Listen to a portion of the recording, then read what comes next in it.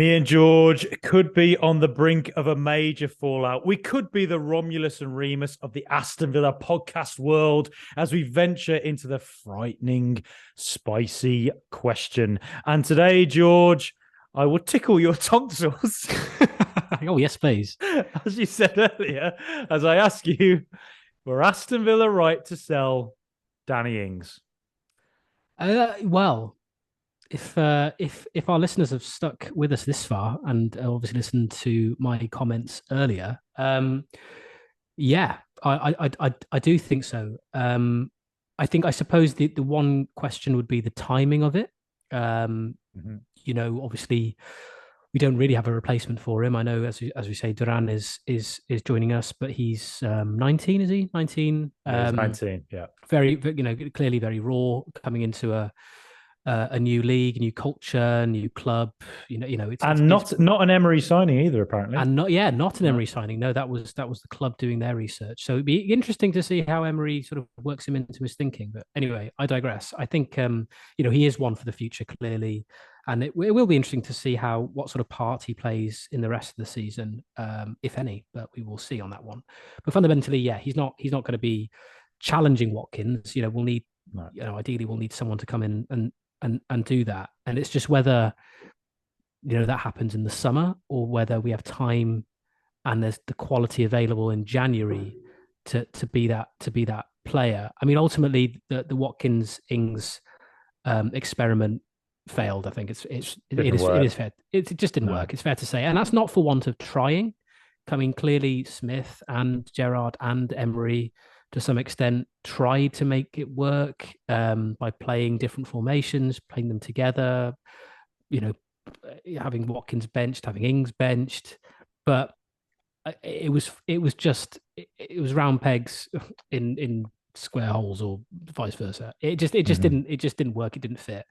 He's a great striker. He's a great player, and I actually think he'll do really well at West Ham and score the Yeah, I goals to think keep so. keep them up. Hopefully not against us in March, but inevitably he will. Obviously, that's just what happens. But yeah, he'll be good, and I think that there is a clause in there that I think we get a few more million if he keeps West Ham in the league. So I Oh, kind of hope he nice. does. I didn't know about that.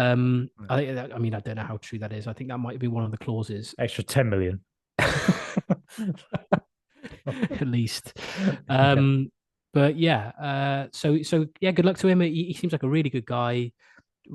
I think he was a good guy to have in the dressing room. Very experienced. Must have surely helped some of the younger players. I think on his Instagram page he posted a goodbye, and some of the younger players were messaging him saying, thanks for everything. We're going to miss you and stuff. So Mm. clearly he did have an influence with some of the younger players.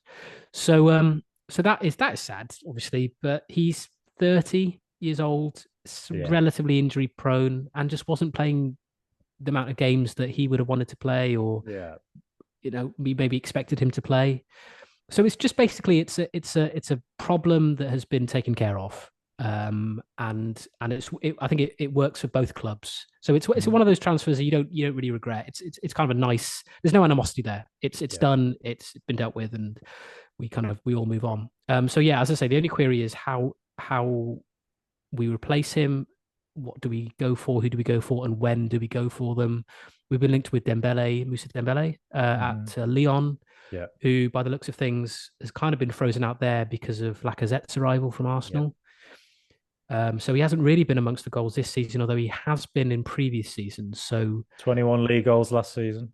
yeah, so Yeah. clearly he has an eye for goal in Ligue 1 with a good side, Lyon. So yeah, if that gets over the line in January, I'd be quite happy. I think that'd be he's a younger player. I think he's 26, I believe. I'll Mhm. double check that, but he's certainly younger Innings. than Ings. Yeah. So it's yeah, it'd be interesting. And if he's a short term replacement, then fine. But if he obviously starts banging in the goals and doing it for Villa, and we keep him on for a couple more seasons, then great. Yeah, it's just the conundrum is how we replace things is the only issue. But I do Mm. think we were right to sell him. I don't know how you feel about that. Yeah, slightly bailed out by West Ham, to be honest. I mean, yeah, he was 30 years old, 125 grand a week. Um, Contract that went on for another few years, and ultimately, I think that the weight of that contract and the amount we spent on him would have probably restricted who Unai Emery himself could have brought in, and we have to trust in Emery for the players that he wants for the vision he has, and he never really played Ings and Watkins together. And, in hindsight, I think at the time, look, it was exciting on the day when Ings just appeared on Instagram, on the day that Grealish left. Yeah. But at the same time, I do genuinely remember thinking on that day when I saw it, thinking, what does that mean for Watkins? Because in my head, I just built it around the idea that Watkins was our main man up front, and we'd have midfielders playing off him or wingers playing off him. And then I thought, Ings and Watkins, well, does that mean Watkins goes out to the left in a 4-3-3 to play where Grealish used to play? Does that mean that we go to a 2 up front? And the fact that Dean Smith kept having to play around with the formation to try and fit them in. Gerrard, who, quite frankly, I don't think was a very good manager. So I wouldn't. Can I just interrupt you there? Just some breaking news from L'Equipe, obviously a very well established French while we're on air organization. While we're on air, not live, pre-rec. Strasbourg have obtained the loan until the end of the season of Morgan Sanson. Oh, so not unexpected.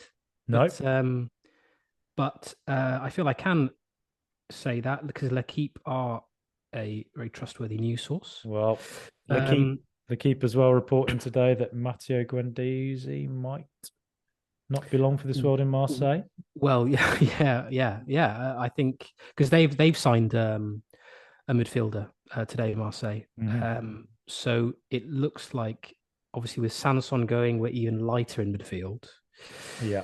So I would be very surprised if that was sanctioned without a replacement in mind in January. So yeah, well, again, you got to look at it. You got to think, and joining Gilbert. Yeah, but you got to look at some of our signings in the last couple of years and think, Ings came in and we couldn't work out a formation, and well, what was the plan? Was there a plan? Why did we sign him ultimately? And the fact that 3 managers have not really been able to work out what the hell to do with Ings and Watkins would make me think that there wasn't a plan at all. I know some people theorize that it was Christian Perslow trying to cheer us all up after Grealish left. On top of that, I'd say a few of the signings have been, big money signings have been somewhat inconsistent. With Sanson, another one, £15 million 2 years ago. That again hasn't really worked at all. No. So I think the recruitment has to improve, obviously. And I'd like to think that Unai Emery is the man finally to turn up and improve it. And interestingly, there was an article written by John Percy this week in the Telegraph talking about how Villa have been are after another director of football, or another sporting director, I guess. Been linked with someone from Real Sociedad. Not going to pretend I know them too well, but the fact that to me sounds like Emery has been given whatever he wants. Yeah, it does. And that perhaps puts Perslow and Langer under pressure potentially, but it sounds like Emery is Nassef Sawiris is man. It was Sawiris who got him in. So it does sound like there's been a bit of a sea change in the back at Villa, and a few players from the last few years have been let go. And I think we're lucky to get the 15 million quid in for Ings, to be honest. West Ham really needed a regular goal scorer. I really like Ings. I think he's a talented player. I don't think he ever quite fitted at Villa, and I think I would choose Watkins over him just for the fact that Watkins is younger and he's just a bit more versatile. And I think that probably suits Unai Emery as well. But good luck to Danny Ings, and I hope he does well at West Ham. Another thing is it's all happened sort of very quickly. The fact it's the first transfer window that Emery's been involved with at Aston Villa, and he really is calling the shots. I mean, normally the January transfer window are relatively sort of slow burning affairs, but not this one for Villa. We let Gilbert go. Sanson is imminently on the move. Ings has gone. And we're very strongly linked with a lot of players, really. So as you said earlier in the show, Frankie, I do expect a lot of us Villa fans really do expect the next couple of days to be really busy, which is not really traditionally like like clubs during in January. They tend to evaluate things a bit more, and it's a much more difficult window to get things done because it's shorter, and players are still in contract and all the rest of it. So, but yeah, I think it will make for a really exciting few days, and yeah, I'm just looking forward to seeing what he does in January, and of course looking ahead to the summer now.